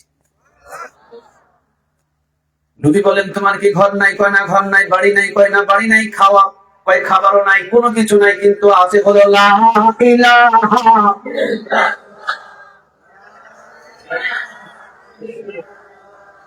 লা ইলাহা, লা ইলাহা ইল্লাল্লাহ মুহাম্মাদুর রাসূলুল্লাহ সাল্লাল্লাহু। নবী, আমি কালেমা পড়েছি, ঈমান এনেছি। শিকল দিয়ে বাঁধাই করা হয়েছে, শিকল কেটে রাতের বেলা বাড়ি এসেছি। নবী, আমার ঘর নাই, বাড়ি নাই, কোনো কিছু নাই, কিন্তু আমার আছে ঈমান। সুবহানাল্লাহ। কি আছে? আরেকটু যদি বলেন না, কি আছে? ঈমান। ঈমানের চাইতে দামি জিনিস কি আমাদের কাছে আছে? আরেকটু যদি বলেন না, আছে? সবচেয়ে দামি জিনিসের নাম হলো ঈমান। চিৎকার দিয়ে বলেন আল্লাহু আকবার। আগে ঈমান নাকি আগে আমল? কথা বলেন, আগে ঈমান না আমল? আগে হলো ঈমান, পরে হলো কি? আমল। ঈমান যদি না থাকে, হাজার আমল করবেন, কোনো লাভ হবে? আরেকটা যদি বলেন না, কোনো লাভ হবে? ওই যে সাগরে মাছ ধরার জন্য জেলে গেছে, জেলে বলে আপনাদের এলাকায়? জেলে জেলে জেলে মাছ ধরার জন্য একটা জাল নেয়, সাথে কি নেয়? আর মাছ রাখার জন্য ডুলা। ডুলা কি হয়? ডুলা কি হয়? ও, মাছ রাখার জন্য ওটাকে কি বলে? ডুলা। আচ্ছা আচ্ছা, ওটা হবে ডুলা, মাছ রাখার জন্য গামছা দিয়ে শক্ত করে বাঁধে যে কোমরে, ওটা কি ডুল?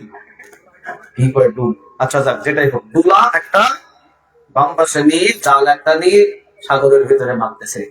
আচ্ছা বলেন তো দেখি, টাকি, রুই, শিং মাছ, পুঁটি মাছ, চিংড়ি মাছ, যে কোনো একটা না একটা জালে তো পেঁচ পুচ লাইগাও আসতে পারে, ঠিক না ভাই? মাছটা আসার পরে মাছটা রাখবে কোথায়? ডুলে। এই ডুলার ভিতরে যে মাছটা রাখলো, সারা ডুলাটা নিয়ে গেছে, কিন্তু ডুলার তলা নাই। কি নেই? কয়টা মাছ বাড়িতে আসবে? সে যদি 1 সপ্তাহ পর্যন্ত মাছ ধরে, একটা মাছকে বাড়িতে আসার সম্ভাবনা আছে? কথা বলেন না, আছে? নাই। তাহলে ওই ডুলার তলা নাই মানে তার ইমান নাই। তলা ঠিক থাকতে হবে। জাল যদি ছেড়াও হয়, আমল যদি কমও হয়, ইমান যদি মজবুত থাকে, ওই ইমান আপনাকে একদিন জান্নাতে নিয়ে যাবে। কিন্তু সারা বাংলাদেশে উপজেলায় উপজেলায় মসজিদ বানাইছে, কিন্তু ইমান তাই নাই। এই মসজিদ আপনাকে জান্নাতে নিয়ে যেতে পারে। কথা বলেন না কেন আপনারা? হাজার হাজার মসজিদ বানাবে, মডেল মসজিদ বানাবে, কিন্তু ইমানটাই যদি না থাকে, এই মসজিদটা আপনাকে জান্নাতে নিয়ে যেতে পারবে? কারণ আপনার ডুলা কি নাই? কথা বলেন, কি নাই? তাহলে যাতে জিনিসটার নাম হলো ইমান। ইমান হলো বড় দামি, নবী আমার ইমান আছে। নবী বললেন, কতদিন যাবত তুমি কালেমা পড়েছো? নবী 6 মাসেরও বেশি কালেমা পড়েছি। মদিনাতে আসতে আসতে আমার দীর্ঘ 3 মাস কেটে গেছে। সুবহানাল্লাহ। মদিনাতে এসেছি প্রায় 1 মাস, আপনার পিছনে নামাজ পড়েছি। নবী বলছেন, তুমি কি চাও? সুবহানাল্লাহ বলবেন না? নবী বলেন, তুমি কি চাও? তুমি যা চাইবা তুমি সেটাই পাইবা। আমি নবী মানুষ, হাত তুলে দোয়া করব, ওই দোয়াটা সরাসরি কবুল করে নেবেন তিনি কে? বলো তুমি কি চাও? সাহাবী বলেন, নবী আমার কিছু লাগবে না, শুধু আপনি আমার জন্য দোয়া করেন, আমি যেন ইমানের উপরে মজবুত অটল হয়ে থাকতে পারি। সুবহানাল্লাহ। ইমানের পথে অবিচল থেকে আমার মরণ যেন হয়। তোমারই কাছে মিনতি আমার, তোমারই কাছে মিনতি আমার, মোহামহিম দয়াময়, ইমানের পথে অবিচল থেকে আমার মরণ যেন হয়। আওয়াজ দিয়ে বলেন আমিন। নবী আমার ইমান অনেক মজবুত, যেন আমি ইমান ধরে রাখতে পারি, সেই তৌফিক এবং সেই দোয়াটা আপনি আমার জন্য করেন। চিৎকার দিয়ে বলেন আল্লাহু আকবার। নবী বলে, না তোমাকে চাইতে হবে। সাহাবী বলে, না নবী আমার কোনো কিছু লাগবে না, আপনি শুধু দোয়া করেন। নবী বলেন, না চাইলে যেতে পারবা না। সাহাবী বলে, আমার কিছু লাগবে না। নবী বলে, না না চাইলে যেতে পারবো না। এখন সাহাবী বিপদে পড়ে গিয়ে বলতেছেন, ঠিক আছে নবী, তাহলে 3 দিন আমাকে সময় দেন। কয়দিন? 3 দিন পরে নবী আমি আপনার কাছ থেকে চেয়ে নিব।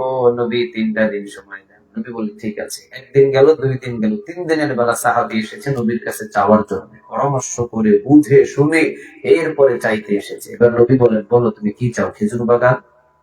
তুমি কি চাও? উট? তুমি কি চাও? দুম্বা? তুমি যা চাও, বৃষ্টি, খুব যেটা চাও, জমিন, সব তোমাকে দেওয়া হবে, তুমি মুখ দিয়ে বলবা। সাহাবী বলেন, নবী আপনার কাছে যেহেতু আপনি চাইতে বলেছেন, আমি চাইতে এসেছি। নবী আপনি আমার জন্য দোয়া করেন, আমি যেন আপনার সাথে এক জান্নাতে থাকতে পারি। আওয়াজ দিয়ে বলা যাবে কি সুবহানাল্লাহ? বলেন, এই সাহাবীটা কি দুনিয়ার কোনো কিছু চাইছে? আর একটু জোরে বলেন না। দুনিয়া যতই ধরবেন ততই বিপদে পড়বেন, আখিরাত যত মজবুত করে ধরবেন সফলতা আপনাকে দান করে দিবেন তিনি কে? এই দুনিয়াতে একটা জিনিস মনে রাখবেন, আমাদের কোনো কিছুই আপন নয়। আপন কে? আর একটু জোরে বলেন, কে?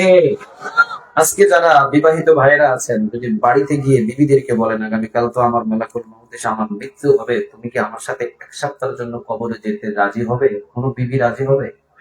কথা বলেন না, রাজি হবে? ছেলেদেরকে বললে ছেলেরা রাজি হবে? মেয়েদেরকে বললে মেয়েরা রাজি হবে? জামাই, মসজিদের ইমাম, বক্তা সাহেব, কেউ রাজি হবে? আপনার কবরের ভিতরে আপনাকে একাকী যেতে হবে। তাহলে আপন তো আপনার পৃথিবীর কেউ নয়। এখন বলেন আপনার অন্ধকার কবরে আপনাকে বাঁচানোর জন্য কে আছে? একদিন মাটির ভিতরে হবে ঘর রে মোনা, কেন বন্ধ দালান ঘর রে মোনা, কেন বন্ধ দালান ঘর। প্রাণ পাখি উড়ে যাবে পিঞ্জর ছেড়ে, ধরা ঘামে সবই রবে তুমি যাবে চলে। বন্ধু বান্ধব যত, মাতা পিতা তারা শত, সকলে হবে তোমার পরে। মোনা আমার কেন বন্ধ দালান ঘরে, মোনা আমার কেন বন্ধ দালান ঘর। বলেন ঠিক না ভাই? ঠিক। তাহলে আমাদের দুনিয়াতে আপন বলতে কেউ নাই, আমাদের আপন একজন, তিনি কে? আল্লাহ রাব্বুল আলামিন এমন একটা সূরা, 95 নম্বর সূরা, সূরাটা ক্রমিক নম্বর কত? 95। বলেন না, ক্রমিক নম্বর কত? 95। সূরাটার নাম হলো সূরাতুত তিন। সূরাটার নাম কি? আয়াত হলো 8টা। আয়াত কয়টা? রুকু একটা। রুকু কয়টা? একটা। আল্লাহ এই সূরার প্রথমে 4টা কসম খেয়েছেন। যদি বলেন কয়টা? আল্লাহ রাব্বুল আলামিন বলছেন, ওয়াত-তিনি ওয়াজ-যাইতুনি ওয়া তুরি সিনিন ওয়া হাযাল বালাদি আমিন।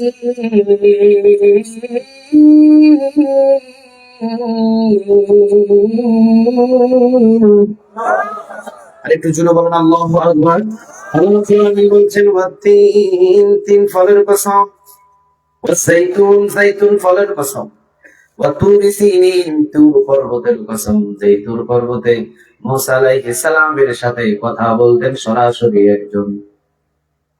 মুসা আলাইহিস সালাম কথা বলতেন একজনের সাথে সরাসরি। তিনি কে? জোরে বলেন, জোরে বলেন, কে? ওয়া তুরি সিনিন, তুর পর্বতের কসম। তাহলে ওয়াত-তিন ওয়াজ-যাইতুন, তিন এবং যাইতুন ফল যে জমিনে হয়, ওই জমিনের কসম আল্লাহ খেতে পারেন।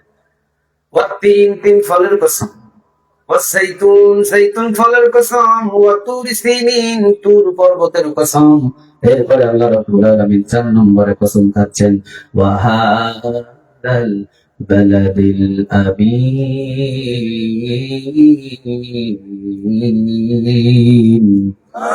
ওয়া হাযাল বালাদিল আমিন, নিরাপদ মক্কা নগরীর কসম। মক্কা নগরীটা হলো নিরাপদ। পৃথিবীর সমস্ত শক্তি মিলে যদি মক্কার উপরে আক্রমণ করে, মক্কার কি চারানা ক্ষতি করা যাবে? আরেকটু যদি বলেন না, ক্ষতি করা যাবে? মক্কাটা হলো নিরাপদ। দাজ্জাল পৃথিবীতে আসবে, মক্কার ভিতরে ঢুকতে পারবে না, আগে থেকেই ঘোষণা দিয়ে দিয়েছেন। আওয়াজ দিয়ে বলেন, তিনি কে? ওয়াহাদাল বালাদিল আমিন, নিরাপদ মক্কা নগরীর কসম। 4টা কসম। ওয়াত-তিন, তিন ফলের কসম, ওয়াজ-যাইতুন, যাইতুন ফলের কসম, ওয়া তুরি সিনিন, তুর পর্বতের কসম, ওয়াহাদাল বালাদিল আমিন, নিরাপদ মক্কা নগরীর কসম। 4টা কসম খাওয়ার পরে এখন আল্লাহ রাব্বুল আলামিন বলতেছেন, বান্দা কানটা খাড়া করে আমার কথাগুলো শুনো। কে বলতেছেন? আল্লাহ রাব্বুল আলামিন এখন বলছেন, লাকাদ খালাকনাল ইনসানা ফি আহসানি তাকওয়িম।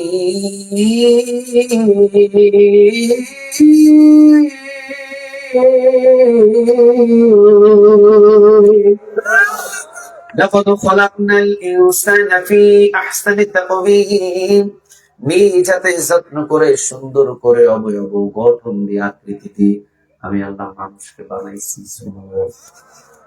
কুতুবদিয়াবাসী আমাদের সবাইকে নিজ হাতে যত্ন করে সুন্দর করে বানাইছেন। তিনি কে? আরো একটু জুড়ে বলেন, তিনি কে? আল্লাহ রাব্বুল আলামিন বলছেন, বান্দারে ওই বিশাল আসমান, আল্লাযী জাআলা লাকুমুল আরদা ফিরাশাও ওয়াস সামাআ বিনাআ وأنزل من السماء ماء فأخرج به من الثمرات رزقا لكم فلا تجعلوا لله أندادا وأنتم تعلمون। বলেন কথাটা আল্লাহ রাব্বুল আলামিন বলছেন বিশাল আসমান এবং বিশাল জমিন 6 দিনে বানাইছেন তিনি কে? আল্লাহ বলছেন বিশাল আসমান আমি তোদের জন্য বানালাম সাদ এবং জমিনটারে আমি বানালাম তোদের জন্য বিছানা। বান্দা সূরা আস-সাজদার 4 নম্বর আয়াতে আমি ঘোষণা দিয়েছি আসমান এবং জমিন আমি বানাইছি মাত্র 6 দিনে। সুবহানাল্লাহ। আচ্ছা তাফসীর কি বুঝতেছেন আপনারা? কথা বলেন না, বুঝতেছেন? তাফসীর কোরআন থেকে যদি কথা হয়, কোন মানুষ যদি তাফসীর কোরআন থেকে কথা শুনে 1 ঘন্টা, তো রাসূল বলে তিরমিজিতে এসেছে হাদিসটি 500 রাকাত কবুল হওয়া নফল নামাজের নেক তার আমলনামায় যথেষ্ট। আর বাইহাকিতে একটা হাদিস এসেছে কোরআন থেকে যখন আলোচনা হয় আর ওই আলোচনাটা তখন তারা মনোযোগ দিয়ে শুনে 60 বছর নফল ইবাদতের নেক আল্লাহ তাআলা আমলনামায় জমা করে দেয়। তাহলে আমরা কি বসে লাভবান হয় নাই? আর একটু যদি বলেন না লাভবান হয় নাই? আল্লাহ রাব্বুল আলামিন সূরা আস-সাজদা 4 নম্বর আয়াতে, কত নম্বর? সূরা আস-সাজদা কত নম্বর আয়াত? 4 নম্বরে আল্লাহ কি বলছেন? আসমান এবং জমিন, বিশাল আসমান এবং বিশাল জমিন আমি আল্লাহ রাব্বুল আলামিন শুধু বানিয়েছি মাত্র 6 দিনে। কয় দিনে?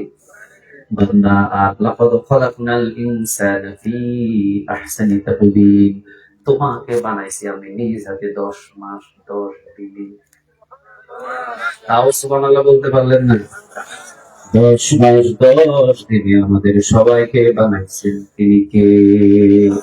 শুধু বানাইছেন বিষয়টা এমন না। আল্লাহ রাব্বুল আলামিন বলেন বান্দারে শুধু বানাইছে তা না, মায়ের পেটের ভিতরে আমি আল্লাহ তোরে খাওয়াইছি। আমি আল্লাহ খাওয়াইছি। সুবহানাল্লাহ বলবেন। মায়ের পেটের ভিতরে আমি খাওয়াইছি। মায়ের পেট থেকে বাহির হওয়ার 6 মাস আগে তোর খাবার আমি মায়ের বুকে আবার গরম করে রেখে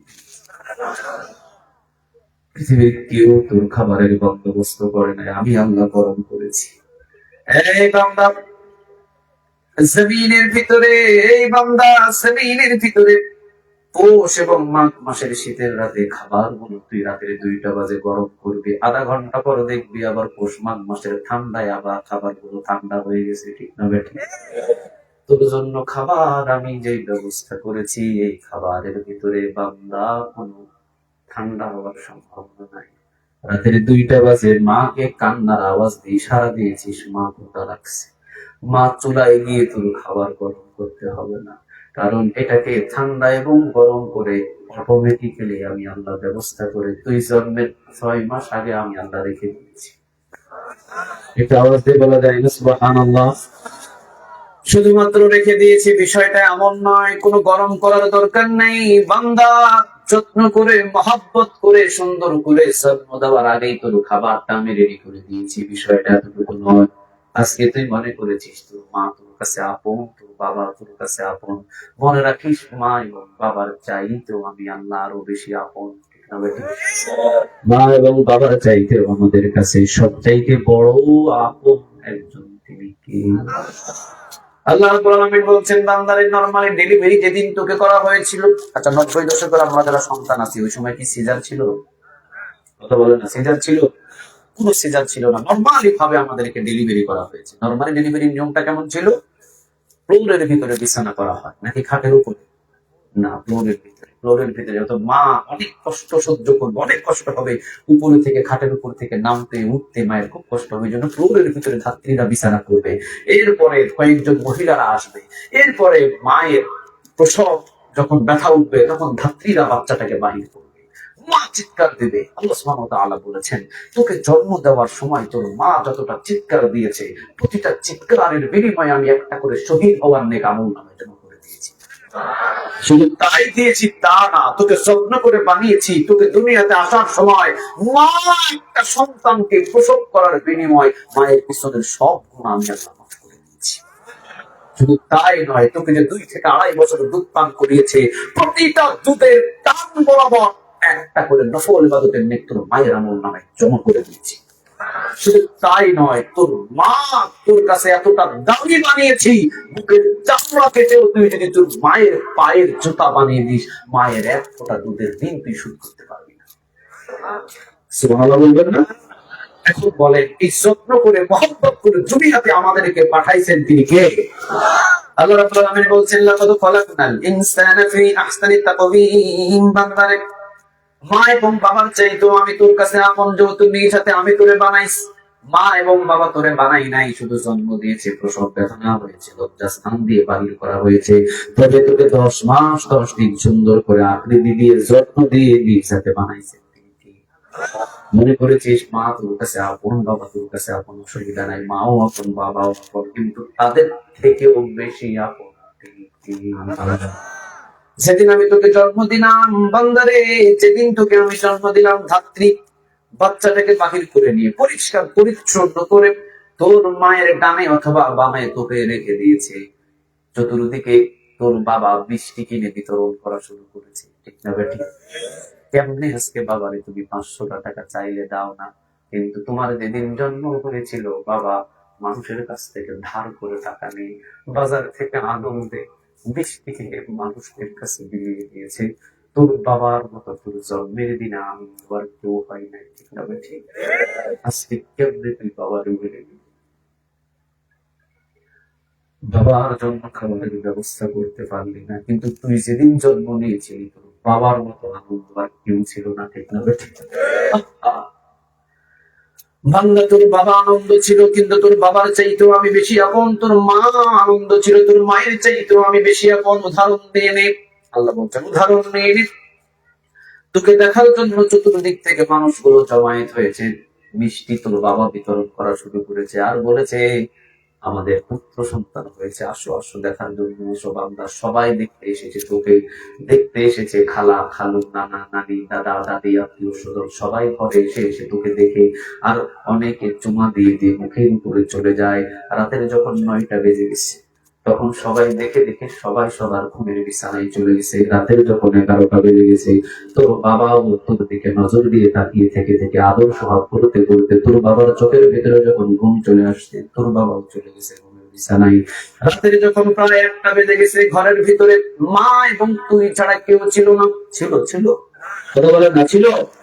মা এবং তুই ছাড়া কেউ ছিল না। মা একটু বার পর তোর দিকে নজর দিয়ে তাকায় এবং তোর দিকে মহব্বত দিয়ে তাকায়, তোর কপালে একটা চুমা দেয়, তোর মা তোর ঠোঁটে একটা চুমা দেয়, তোর মা তোর গালে একটা চুমা দেয়, একটু পর পর তোকে দুধ পান করায়। আর রাতের যখন 2টা বেজে গেছে, তোর মাও তো মানুষ, তোর মাও কিন্তু চোখের ভিতরে ঘুম খস খস খস খস করা শুরু করেছে। তোর মা যে কখন ঘুমায় গেছে তোর মা বিন্দু পরিমাণ টের পাই নাই। পাশে কিন্তু তুই একদিন বয়স পড়েছিলি বান্দা, তোর কিন্তু প্রস্রাবের ছিদ্রটা খোলা ছিল, তোর কিন্তু পায়খানার ছিদ্রটা খোলা ছিল, তোর কিন্তু নাকের ছিদ্রটা খোলা ছিল, তোর কিন্তু মুখের ছিদ্রটা খোলা ছিল, তোর কিন্তু কানের ছিদ্রটা খোলা ছিল। চতুর্দিক দিয়ে মশা কিন্তু ঘোরাঘুরি করে, চতুর্দিক দিয়ে মাছি কিন্তু ঘোরাঘুরি করে, চতুর্দিক দিয়ে পিল পিল পিল করে পিঁপড়া কিন্তু ঘোরাঘুরি করে। একটা যদি পিঁপড়া বান্দা, তুই যে তোর মায়ের বাম পাশে পড়েছিলি, একটা যদি পিঁপড়া তোর নাক দিয়ে ঢুকে যাইতো, পৃথিবীর কোনো ডাক্তার বাঁচাইতে পারতো না। একটা যদি মাছি তোর মুখ দিয়ে ঢুকে যেত, পৃথিবীর কোনো ডাক্তার বাঁচাইতে পারতো না। একটা যদি মশা তোর কান দিয়ে ঢুকে যাইতো, পৃথিবীর কোনো ডাক্তার তোরে বাঁচাইতে পারতো না। বান্দা তোর বাবার ঘুমের দরকার হলো, তোরে ফালায়া ঘুমাইতে চলে গেল। তোর মায়ের ঘুমের দরকার হলো, রাত্রে 2টা বাজে তোরে বাম পাশে ফালায়া ঘুমাইয়া গেল। বান্দা তুইও ঘুমাইয়াছিলি, কিন্তু রাতের 2টা 3টা 4টা বেজে গেছে, চতুর্দিকের ছিদ্র গুলো তোর খোলা ছিল। একটা পিঁপড়া যদি কান দিয়ে ঢুকে যেত, তোরে বাঁচানো যাইতো না। সবাই ঘুমাইছে বান্দা, সারা রাত জেগে জেগে আমি আল্লাহ তোরে পাহারা দিচ্ছি। এখন বল তোর আপন কে? আরে একটু জুড়ে বলে আমাদের আপন কে? আল্লাহু লা ইলাহা ইল্লা হুয়া আল হাইয়ুল কাইয়্যুম।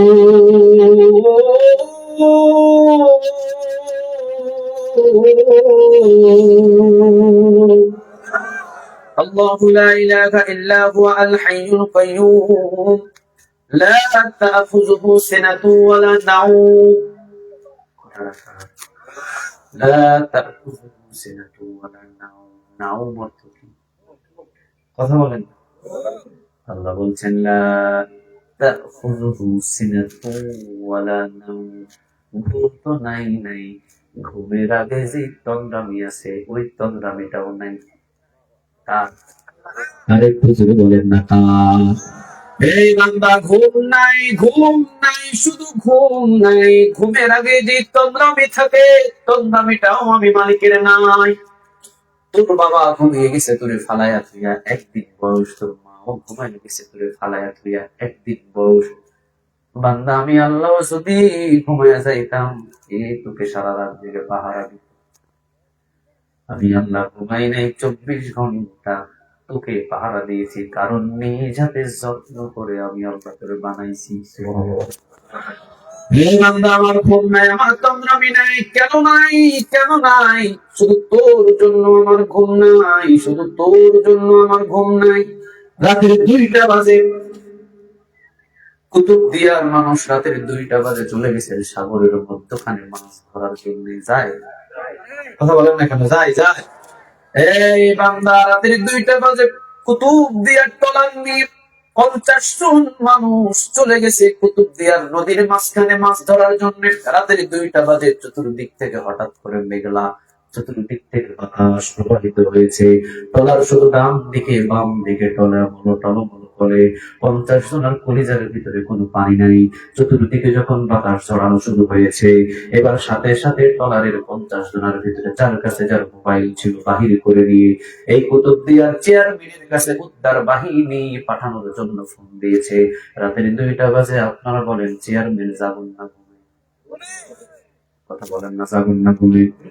চেয়ারম্যান সাহেবের রাতের 2টা বাজে মোবাইলে রিংটং বাজে, কিন্তু চেয়ারম্যানের মোবাইল তো সাইলেন্ট। নাক ঢাকাইয়া চেয়ারম্যান ঘুমাই, ফোন রিসিভ করলেই না কথা বলবে, ফোন তো রিসিভ হয় না।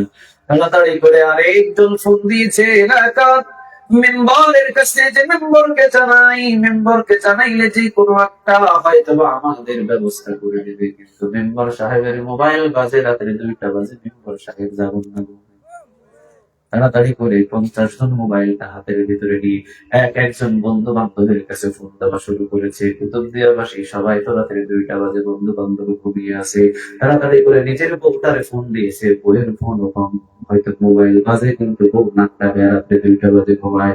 আল্লাহ রাব্বুল আলামিন বলে, বান্দা, রাত্রি 2টা বাজে সবাই ঘুমিয়েছে, যদি আমি আল্লাহ ঘুমাই, কে তোকে আজকে বাঁচাবে? বল, রাতের 2টা বাজে সবাই ঘুমাইলো, তুই বললি বিপদে। এখন যদি তুই বিপদে পড়িস, আমি আল্লাহ যদি ঘুমাই, কে তোরে বাঁচাবে? রাতের 2টা বাজে শুধু আল্লাহ করে ডাক দিতে দেরি হবে, আমার দয়া মায়া তোর কাছে পৌঁছাতে দেরি হবে না। এখন বলেন, আমাদের আপন তিনি কে? আরো একটু জোরে আওয়াজ দিয়ে বলেন, তিনি কে? আল্লাহ তাআলা এর জন্য বলছেন, লাকাদ খালাকনাল ইনসানা ফি আহসানি তাকওয়িম।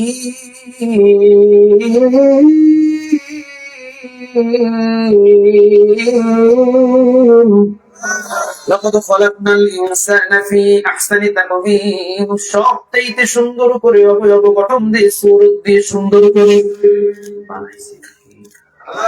এই বান্দা, বড় যত্ন করে, বড় মহব্বত করে, বড় মায়া করে কিন্তু বানাইছি।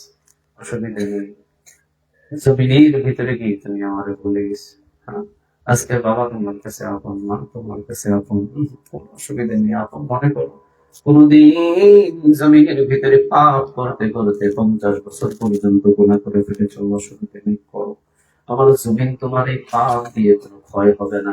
আমার আল্লাহর চারা কোনো ক্ষতিও করতে পারবে না।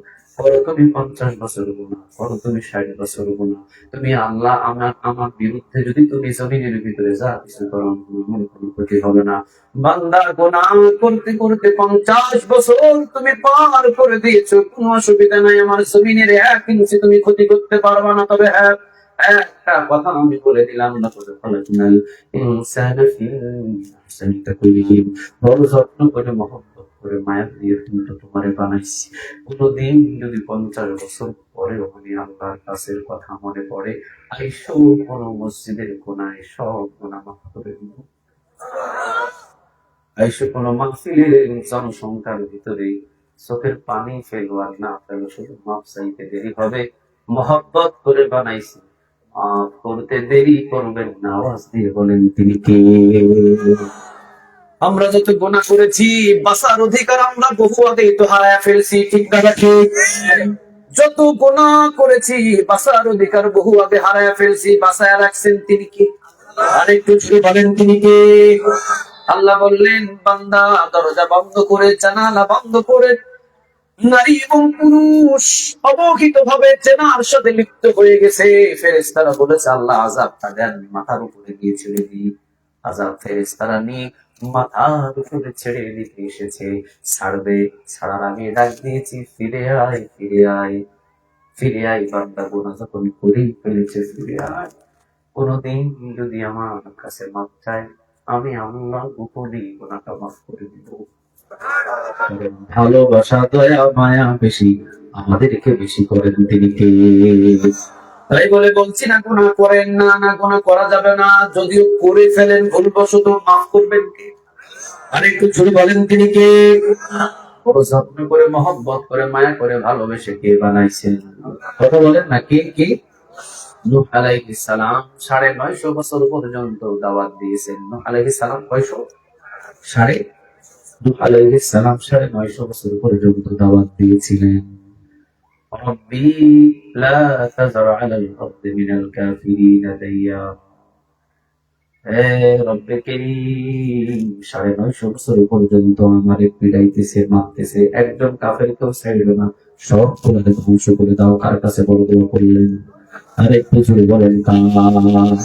নবীর বড় দোয়াটা কবুল করেন তিনি কে? নবী ভালো দোয়া করুক আর নবী খারাপ দোয়া করুক, নবীর হাত জমিনে উঠে সরাসরি আরশে গিয়ে ধাক্কা লাগে। সুবহানাল্লাহ বলেন। মুসা আলাইহিস সালামের একজন পয়গম্বর, মুসা আলাইহিস সালামের একজন উম্মত এসে মুসা আলাইহিস সালামের কাছে বলতেছেন, এই পয়গম্বর মুসা, তুমি নাকি আল্লাহর সাথে সরাসরি কথা বলো? হ্যাঁ, সরাসরি কথা বলি। তাহলে আপনি আমার জন্য একটু দোয়া করেন, আল্লাহ যেন আমাকে শান্তি দান করে। কি কথা বলেন? কি? মুসা আলাইহিস সালাম হাত তুলে দোয়া করেছে, রব্বে কারীম, আমার একজন উম্মত আপনার কাছে শান্তি চাই, শান্তি দান করে দেন। আল্লাহ বললেন, যাও পয়গম্বর মুসা, তোমার এই উম্মতকে শান্তি দিয়ে দিলাম। মুসা আলাইহিস সালাম বলে, আল্লাহ তাহলে আমার উম্মতকে খবরটা দিয়ে আসি। কই যাও, দিয়ে আসো। যায়া দেখে ময়রা উঠে পড়েছে।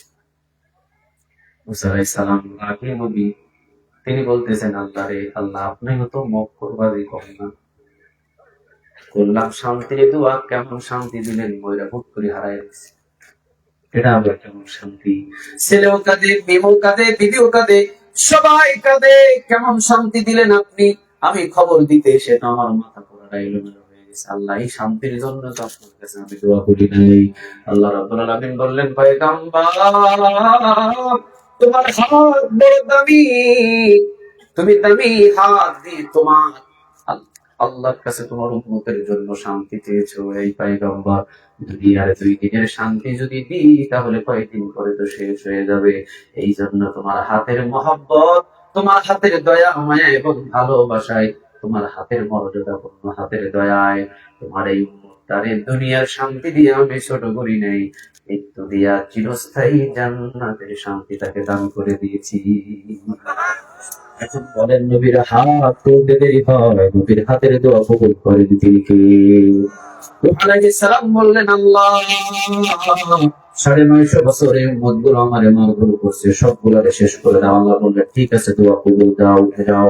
নৌকায় উঠলেন, ৪০ দিন ৪০ রাত প্লাবিত করলেন, পানি দিলেন, একজন উম্মতকেও ছাড়েন নাই, সবগুলারে ধ্বংস করে দিলেন তিনি কে? ধ্বংস হলো। আল্লাহ রাব্বুল আলামিন দেখলেন যে নূহ আলাইহিস সালামের কোনো কাজ নাই, সব মানুষদেরকে নূহ আলাইহিস সালামের বরদোয়ায় ধ্বংস করে দিলেন। আল্লাহ বললেন, পয়গম্বর নূহ, আসো, এবার হাতের ভিতরে মাটি দিয়ে সুন্দর করে হাঁড়ি এবং পাতিল বানাও। হাঁড়ি এবং পাতিল সুন্দর করে নূহ আলাইহিস সালাম বানানো শুরু করলেন। হুকুমটা কার? রোদের ভিতরে শুকালেন, বৃষ্টির ভিতরে যাতে না ভিজে যায়, এই জন্য সুন্দর করে ঘরের ভিতরে যত্ন করে রাখলেন। ৬ মাস পরে আল্লাহ রাব্বুল আলামিন বললেন, তুমি কতগুলো হাঁড়ি পাতিল বানাইছো? নূহ আলাইহিস সালাম বলেন, হাজার হাজার। আল্লাহ বললেন, হাতের ভিতরে লাঠি নাও। লাঠি নিলেন। আল্লাহ বললেন, এক মোড়া থেকে ভাঙা শুরু করো। প্রথম দিক থেকে আল্লাহর আদেশ, ভাঙা শুরু করলেন। ভাঙতে ভাঙতে শেষ পর্যন্ত সব হাঁড়ি পাতিল গুলো ভেঙে চুরমার করে দিলেন। নূহ আলাইহিস সালাম বেজার হয়ে বসে আছেন। আল্লাহ ডাক দিয়ে বললেন, পয়গম্বর নূহ, মনটা বেজার কি? নূহ আলাইহিস সালাম বললেন, হ্যাঁ আল্লাহ বেজার। কেন বেজার? নূহ আলাইহিস সালাম বললেন, আল্লাহ বেজার হবে না তো কি হবে? আপনি নিজে বললেন হাঁড়ি পাতিল বানানোর জন্য যত্ন করে বানাইলাম, সুন্দর করে বানাইলাম, রং কালি মারলাম। ও রব্বে কারীম, এত যত্ন করে বানাইলাম, 6 মাস পর্যন্ত রোদের ভিতরে শুকাইলাম, বৃষ্টির পানিতে যাতে না ভিজে যত্ন করে ঘরের ভিতরে রাখলাম। হঠাৎ হাতের ভিতরে লাঠি নিয়ে ভাঙার হুকুম দিলেন, ভাঙলাম। কি জন্য বানাইলাম, কি জন্য ভাঙলাম? আল্লাহ এত যত্ন করে বানাইলাম, আবার কেন আপনি ভাঙতে বললেন? আল্লাহ বলতেছেন, মন খারাপ করছো ভাঙার জন্য? আচ্ছা বলো তো দেখি, এই 6 মাসের ভেতরে কয়দিন তোমার কাছে তারা খাবার চাইছে? একদিনও চাই নাই। তুমি যখন মারছিলা সবাই কি দূরে দূরে পালাইছে না? একটু পালাই নাই। তুমি যখন মারছিলা তোমার কাছে হাত জোড় করে কি আগে তুমি নিতে করেছে? করে না, করে নাই। পয়গম্বর নূহ, যদি 6 মাস হাঁড়ি পাতিল বানায়া ভাঙার পরে এত কষ্ট লাগে, 950 বছর বান্দাদের খাওয়াইছি, পড়াইছি, এত কিছু করছি, ওদের যে ধ্বংস করছি আমি আল্লাহ, একটু খারাপ লাগে না? ওরা 950 বছর গুনাহ করছে, তাতে কি হয়েছে? একবার যদি বলতো লা ইলাহা ইল্লাল্লাহু মুহাম্মাদুর রাসূলুল্লাহ, একবার যদি ইমান আনতো, 950 বছরের সব গুনারে আমি নেকি দ্বারা পরিবর্তন করে দিতাম। আল্লাহু আকবার বলবেন। 950 বছর গুনাহ করেছে, তাতে কি হয়েছে? মহব্বত করে বানাইছি আমি। যদি কোনদিন আমরাও যাই আল্লাহর দরবারে, মাফ করে দিবেন কি? একটু জোরে বলেন নাকি? এই জন্য আল্লাহ বলতেছেন, বান্দারে বড় যত্ন করে মহব্বত করে ভালোবেসে বান্দা আমি তোরে বানাইছি। কোনদিন যদি সুযোগ হয়, কোন কোরআনের ময়দানে যদি সুযোগ হয়, আইসো আমার কাছে, আমি আল্লাহ মাফ করে দিব। সুবহানাল্লাহ বলেন। আল্লাহ যাতে আজকের এই মাহফিলে তাওবা করে এখান থেকে যাওয়া আমাদের সবাইকে কবুল করে, বলেন আমিন। আল্লাহ রাব্বুল আলামিন এখানে বলছেন, লাকাদ খালাকনাল ইনসানা ফি আহসানি তাকওয়িম। তাকওয়িমের ব্যাখ্যায় আল্লাহ মুফাসসির বলছেন, মানুষদেরকে আল্লাহ সোজা করে বানাইছে। সুবহানাল্লাহ বলেন। তাকওয়িমের ব্যাখ্যায় আবার আল্লাহ কি বলছেন? এই মানুষ, আমি আল্লাহ তোরে সোজা করে বানাইছি। পৃথিবীর সব প্রাণী গুলোরে আমি বাঁকা করে বানাইছি, আর মানুষকে সোজা করে বানাইছেন তিনি কে? পৃথিবীর সকল প্রাণীগুলো বাঁকা করে বানাইছি, মানুষ আমি তোরে সোজা করে বানাইছি। গরু বাঁকা, হাঁস বাঁকা, মুরগি বাঁকা, ছাগল বাঁকা, দুম্বা বাঁকা, পৃথিবীর ভিতরে যতগুলো প্রাণী আছে সব বাঁকা করে বানাইছি। গরু বাঁকা, গরুর সামনে যদি কোনো খাবার দেন, দেখবেন রিজিকের উপরে মাথা মতো করে দিয়ে খেতে হয়, ঠিক না ঠিক? হাঁস, হাঁসের সামনে যদি দানা ছিটাইয়া দেন, দেখবেন মাথা মতো করে ঠুকুর দিয়ে খেতে হবে।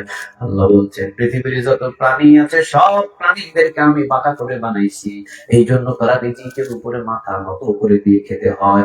বান্দা তাকওয়িম, মানুষকে আমি সোজা করে বানাইছি, মাথার মতো করে দিয়ে রিজিকের উপরে মুখ লাগাইয়া খেতে হবে না। মাথা সোজা রেখে হাত দিয়ে রিজিক তুলে মুখের ভিতরে দিবি। মাথা মতো হবে তো একজন মালিকের কাছে, আওয়াজ দিয়ে বলেন।